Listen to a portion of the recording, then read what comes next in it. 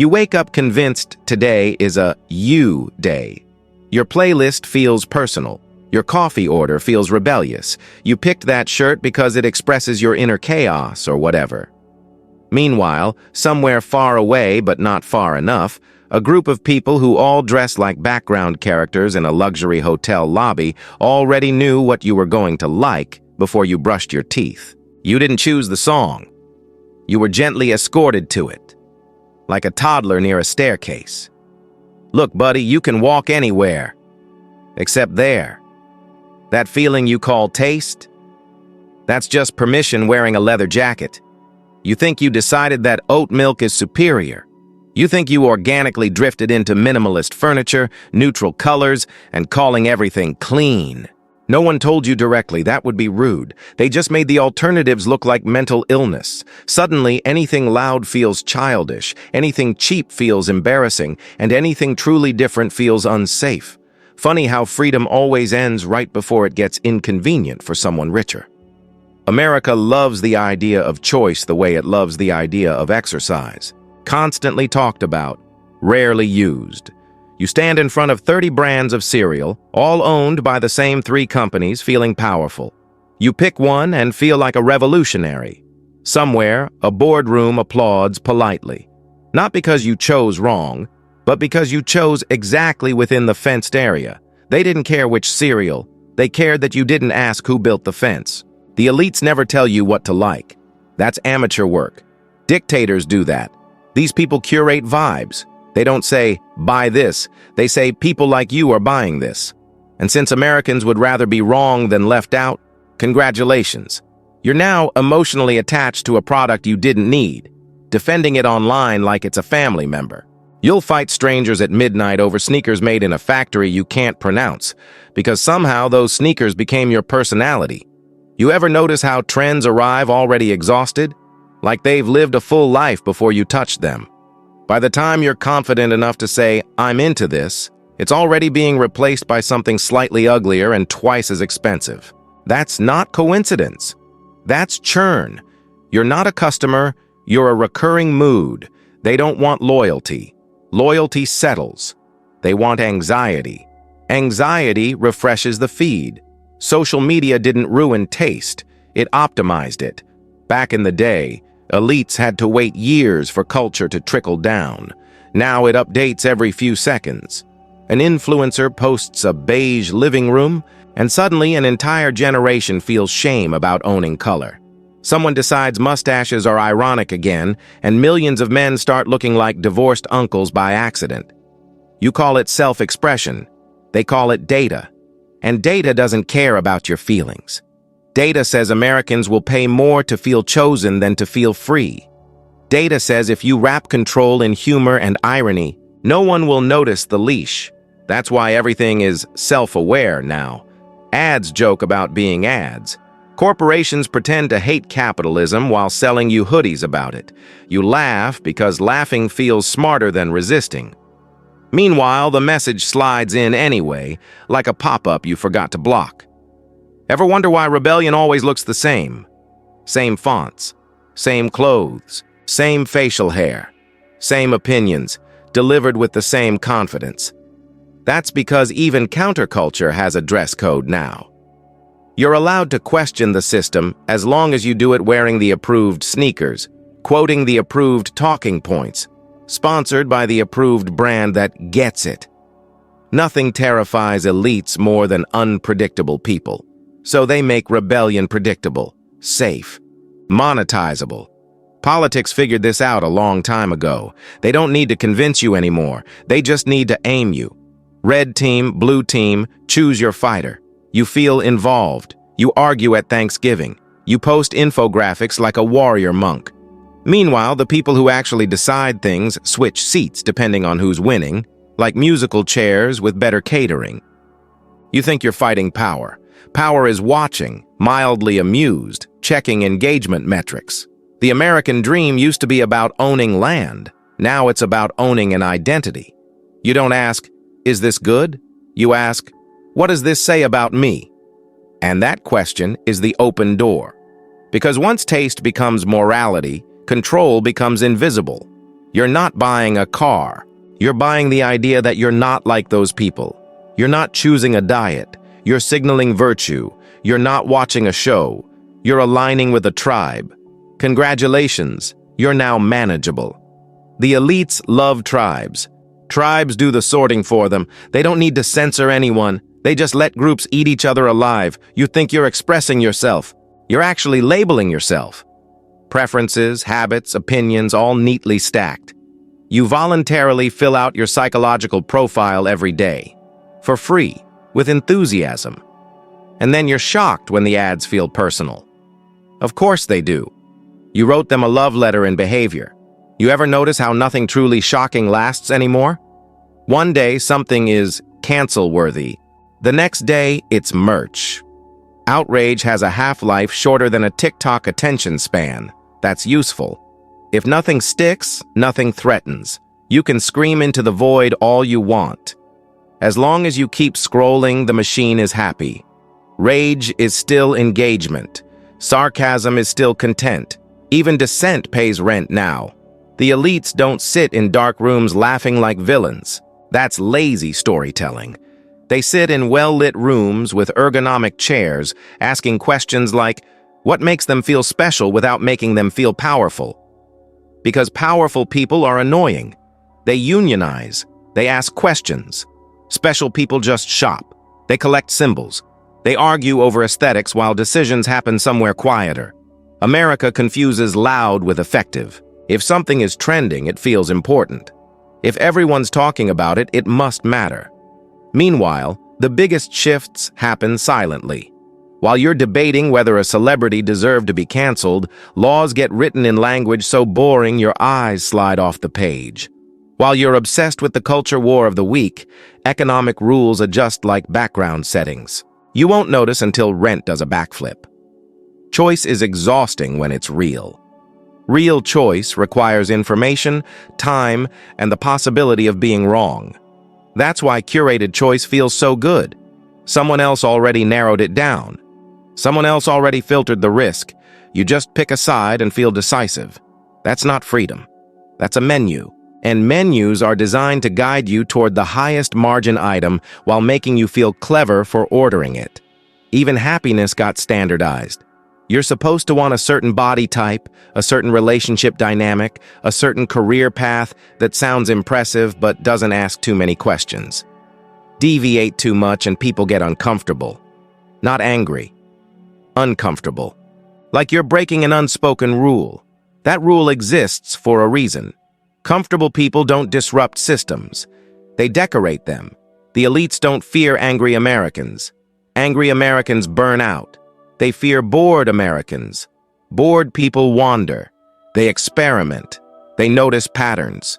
So everything must be stimulating. Notifications, outrage, trends, constant noise. Silence is dangerous. Silence is where you start wondering why you want what you want. And that question is bad for business. You think you chose your opinions because you thought deeply. Maybe. Or maybe they arrived pre-chewed, emotionally flavored, and socially rewarded. You didn't reason your way there. You nodded along because nodding felt warm. Disagreeing felt lonely. Humans are social animals. Elites are professional zookeepers. They don't cage you. They arrange the environment so you never test the fence. Every once in a while, someone slips through. They say something genuinely strange. Not edgy, not contrarian for clicks, just odd, unclassifiable. And watch how fast the system reacts. Not with force, with ridicule, memes, labels. Make it uncool, make it cringe. Because Americans would rather be wrong than cringe. Fear of embarrassment is the strongest leash ever invented. You're allowed to be unique, just not original. Original is messy. Unique is branded. You can customize your phone case, your coffee order, your pronouns, your playlist, all within templates. Try wanting something that can't be monetized. Try opting out quietly. That's when it gets awkward. That's when people ask, so, what do you even do? Like not consuming is a personality flaw. The funniest part? You're not powerless. You're distracted. There's a difference. Power doesn't disappear. It just gets ignored. You don't need to overthrow anything. That's dramatic and exhausting. You just need to notice when a desire isn't yours, when a preference feels oddly urgent, when liking something feels like homework. That pause, that hesitation, that's the crack. That's where real choice lives, and it's deeply inconvenient. But don't worry. This isn't a call to action. Nobody likes those. Just a friendly observation. Tomorrow you'll wake up, scroll, laugh, agree, disagree, buy something, feel something, share something. Totally your choice. Completely free. They'll just be watching, quietly adjusting the lighting, making sure the path feels natural, and you'll keep walking, convinced you chose the direction, right up until the moment you realize the scenery never really changes. At some point, you start sensing it, like background music that's been playing too long. Not loud enough to complain about, not quiet enough to ignore. That weird moment when you realize you don't actually remember choosing half the things you're passionate about. You just remember defending them. Passion arrives fully formed now. Opinions show up with bulletproof confidence and a ready-made enemy. You don't grow into them. You inherit them. Like furniture from a relative you never liked but felt guilty refusing. That's the trick. Conviction without construction. Beliefs delivered assembled, no tools required. You didn't build them, so you don't know how they work. But you'll still fight anyone who questions them. Americans love confidence more than accuracy. Say something loud enough, fast enough, with the right tone, and it becomes a take. Takes don't need evidence. Takes need vibes. And vibes are very easy to manage. The elites don't need to silence you because you're already busy performing yourself. You wake up every day auditioning for an invisible panel. Is this outfit me enough? Is this joke acceptable? Is this opinion too much or not enough? You call it authenticity. It's actually compliance with extra steps. Real authenticity would get you uninvited from things. Real authenticity makes people nervous. That's why it's rare. Notice how every platform promises you a voice, but only rewards repetition. Say something new, and it sinks. Say something familiar with better timing, and you're a genius. The algorithm doesn't hate originality. It just doesn't recognize it. Original thought doesn't fit cleanly into categories, and categories are how control scales. If they can't label you, they can't sell you, sort you, or predict you.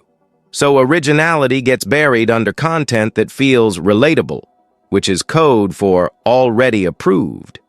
You ever see someone slowly realize they're allowed to want something different? It's uncomfortable. They hesitate. They laugh it off. They say things like, "I know it's weird, but..." That apology is the tell. Americans apologize for their desires before anyone attacks them. That saves time. The system loves that. Self-censorship is cheaper than enforcement. And don't get it twisted. This isn't about some secret cabal meeting at midnight. That fantasy lets everyone off the hook.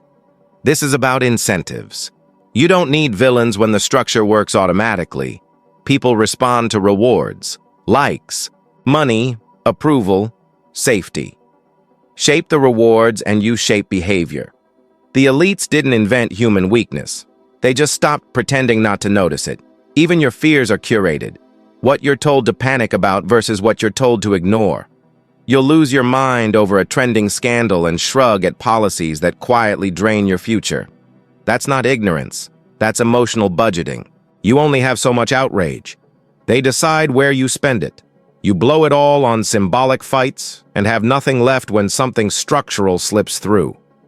America prides itself on skepticism, but only toward the wrong targets. You'll distrust scientists, journalists, teachers, anyone close enough to question. But corporations, brands, platforms, those get the benefit of the doubt. Why? Because they feel familiar, friendly. They talk like you. They meme like you. They pretend to be awkward. Power that feels casual is the most dangerous kind. It doesn't trigger alarms. Ever notice how the richest people rarely look impressive anymore? No crowns, no capes, just hoodies and sneakers and "I'm just a guy" energy. That's not humility. That's camouflage. Looking powerful invites scrutiny. Looking normal invites trust. You don't fear what you recognize. You don't resist what feels like you. So power learned to dress down. Meanwhile, you're encouraged to dress your opinions up. Signal harder. Declare yourself constantly. Silence is suspicious now. If you're not posting, liking, sharing, reacting, people wonder what side you're on. Neutrality feels like guilt. And that's perfect. Because a society that demands constant expression leaves no room for thought. Thinking takes time. Time breaks momentum. Momentum is how narratives move without resistance. The illusion of choice works best when everyone is tired. Tired people don't explore. They settle. They accept defaults. They click agree just to get through the day. You think you're apathetic. You're actually overloaded. And overload makes you predictable. Predictable people are easy to steer. You don't need to force them. You just need to nudge.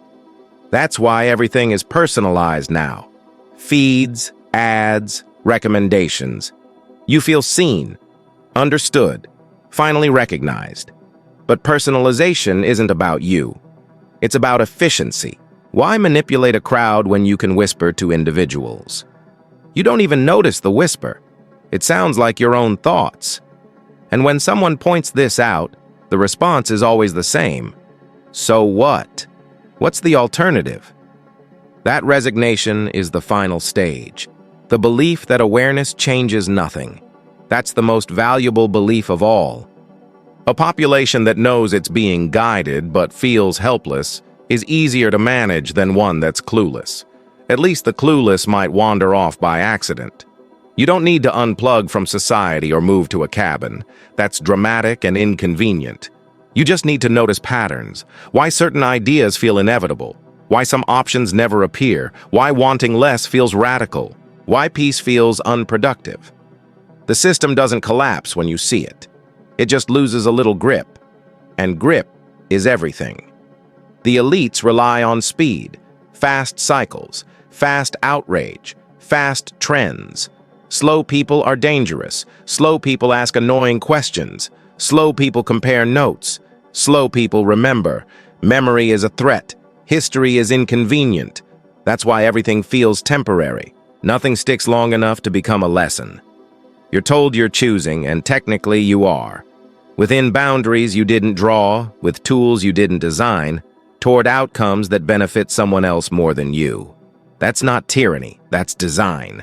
And design is harder to fight because it feels neutral, like gravity, like just how things are.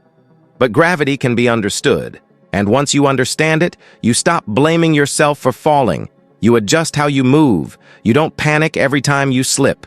You don't confuse momentum with destiny. You don't mistake permission for freedom.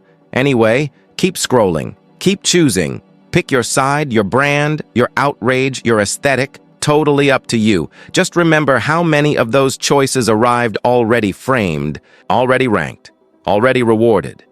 You didn't build the maze. You're just very good at navigating it. And that's exactly what they were counting on. If any of this felt uncomfortably familiar, that's probably not an accident. Most people hear this kind of thing once, nod, scroll away, and let the noise swallow it again. If you don't want to do that, there's a small, almost suspiciously simple move. Stay around. Stick with the channel. Not because it promises answers or salvation or some fake sense of control, but because it keeps poking the parts everyone else is paid to leave alone. No hype, no speeches. Just the kind of perspective that's easier to notice when it shows up more than once.